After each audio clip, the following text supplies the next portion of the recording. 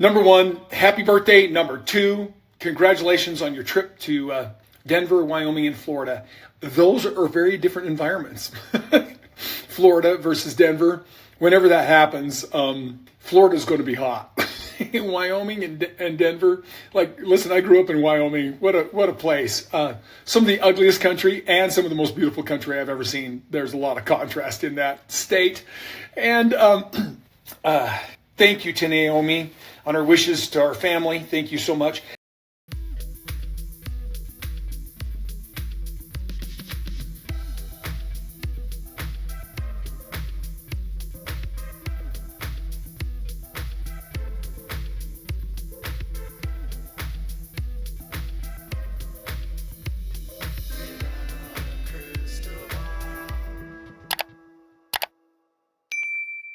Hey friends, it's Katie from Without a Crystal Ball. It is Friday, July 26, 2024. You know that the season of Sister Wives might be coming back soon, or an announcement might be imminent when Cody Brown returns to the internet. Yes, Cody Brown and his hair returned to the internet for a 6-minute cameo. I have never seen this man ever give anyone a 6-minute cameo. This either tells me that Cody is bored, Cody is lonely, or Cody is really in need of an audience.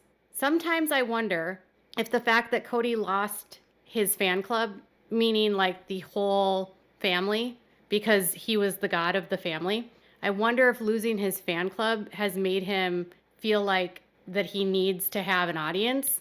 Because this video is kind of weird. Like, he spends about 3 minutes explaining how he does his hair, and he shows the products that he uses for his hair. And he tells them about the different Moroccan oil, argan oils, and mousses that he uses, and sprays that he uses. And then he spends a significant amount of time shaping his hair. And then while shaping his hair, stops to give advice on how to be a good person and advice on how to be a good father, which actually makes me realize that Cody is so delusional that he really doesn't get it. Like, I think if you've watched somebody's like life decline, or their mental health decline, or their meltdown, you know, like when a narcissist is at the cusp of losing everything and their masks are exposed, they go into like the narcissistic meltdown, and they can become like depressed or weird or godlike complex or whatever it is that happens. Like, I feel like that's what we're watching with Cody. Like, we're watching a madman like literally fall apart. But I mean, I'm not saying that this is at all like him being a madman, but I just want to show you what he's doing when he does his hair. When it's this plasticky looking, I have to use a lot of it, 4 or 5 pumps, because I gotta work out all this plastic look. I guess that's the wet look from my hair, because if I don't, well, you know, it depends on if it's humid. Like a thunderstorm today, I should have gone to my meetings without doing anything in my hair, but I wanted to show you. So anyway, happy birthday, happy 30th birthday. And I don't want to close this down after giving you all my hair advice without taking time to tell you my favorite advice for people's birthdays. I've never seen Cody speak like off the cuff like this, and I've also never seen him do his hair. And I was having a hard time like even paying attention, because at times it felt like he was, you know how clown wigs are? Like the big wigs that are like, they're rainbows and they're super, super curly. At one point when he was doing his hair, it reminded me of a clown wig. Not really big about like criticizing people's hair or even really going after people's appearances, because I understand that every single person has a right to feel beautiful in their own skin. With Cody, his hair is such a thing. It's just his personality. He really loves his hair. I don't remember. Do you guys remember that there was an episode, maybe in season 2 or 3, where Cody went to a place to get his hair cut, and they were talking about having him shave his head. And they were asking him about this simply because at that point he was balding. At that point, he was like going bald. And he still really is bald on top with a few pieces of hair in the front. And then his hair is all in the back. What I really noticed about this, though, is that he has dyed his hair. It's very obvious his hair has been dyed. He's been coloring his hair for years. His beard is more reminiscent of what his hair actually looks like. And I'm not against men dyeing their hair. But Kody is very vain and he's very obsessed with his appearance, which is right on par with being a narcissist. So that was like my initial reaction. Like, I can't believe someone actually paid him $150 to ask him how to do his hair and how does he get his hair to do what it does. I don't know anything about curly hair. I have like wavy hair, but I don't have curly hair. But then he stops while he's doing his hair and he starts giving advice about, taking inventory in your life and how you can be a better person and how you can, reach the goals that you want. And I want to be clear, when Kody gives advice really about anything, it's almost just like all he can think about is what's going on in his life. And so he gives advice about what's valuable to him and what he thinks is important to him. He doesn't necessarily think about what's valuable to other people. But he brings up parenting, he brings up his faith, he brings up all kinds of things. So I want to show you the advice that he gives and kind of how hypocritical this advice is, given the fact that Kody has alienated himself from the whole family. He has pushed all of his kids away. He has horrible relationships with them. He's abused most of them. But he still believes he has valuable advice to give. And for birthdays, for Christmas, and for New Year's, this is the advice I always have for people, is straight out of Charles Dickens' A Christmas Carol, where Ebenezer Scrooge will not repent of his ways when he sees his Christmas past, and he will not repent or change his ways when he sees Christmas present. But what really got Ebenezer Scrooge was projecting his life in his vision 5 years into the future, and he didn't like what he saw when he maintained the attitudes and intentions and disposition, his bah humbug, his hate for Christmas, his love of substance or gain. So all of us, even every one of us, needs to project ourselves 5 years in the future. I always think it's so weird that he is so obsessed with this Christmas Carol story with Ebenezer Scrooge, because he always acts like he's not Ebenezer Scrooge. And I don't know if he realizes that he actually is Ebenezer Scrooge. I don't know if he realizes that he's greedy and he doesn't have a lot of friends and most people don't like him. And he's not charitable. He's not giving. He's not kind. Everything about Kody is about him. And he has been so incredibly narcissistic and materialistic in his life that it's all been about what he wants, having the knickknacks and the Rolexes and the cars and the art that he wants at the expense of everyone else. And he acts like he's not Ebenezer Scrooge, but then does that mean he's supposed to like be transformed into the benevolent one that comes at the end, like this better person? Because Kody has literally never transformed. He's actually the icky version of Ebenezer Scrooge. He's not the good guy. I wonder if Kody sees himself in Ebenezer Scrooge, or if he sees himself in what he believes is the benevolent one that comes at the end after he sees what his life could have been like or whatever. It's just so weird that he is so fixated on this story and that this story is what is so representative of him to what life is. It's such a shallow representation of life. It's not even, there's no depth to it. Like, I understand that there's like this, we shouldn't be greedy and we should, be kinder and we should be more benevolent and we shouldn't be sinners and we should be better people.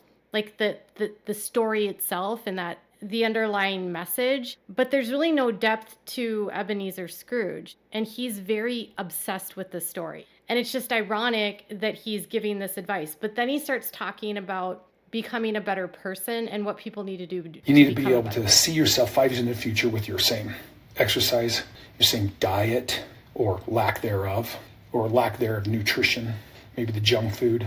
Everybody's got something different. Maybe your attitudes about religion or faith, whether you're in one or out of one, sometimes you have to have some adjustments.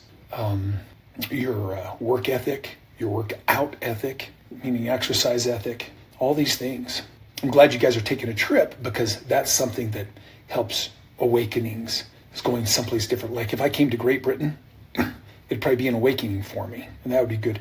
Like something about travel helps your attitude. It makes you see some adjustments you need to make. But project yourself 5 years, 10 years more into the future, or even less, 2 years, and see, but like how you treat your loved ones, how you treat your wife, how you treat your children, how you treat or cheat your friends. I'm kidding, but it's just important to know what your future is going to be like by determining if your attitudes are right for the future that you want.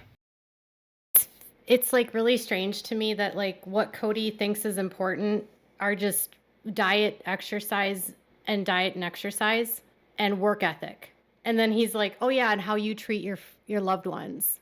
Everything about Cody is so superficial, right? It's when I look into my future, yes, it's important for me to think about my diet. It's important for me to think about my lack of exercise that I'm currently not doing because I've been on like this weird not exercising bender lately, but normally I'm an exerciser.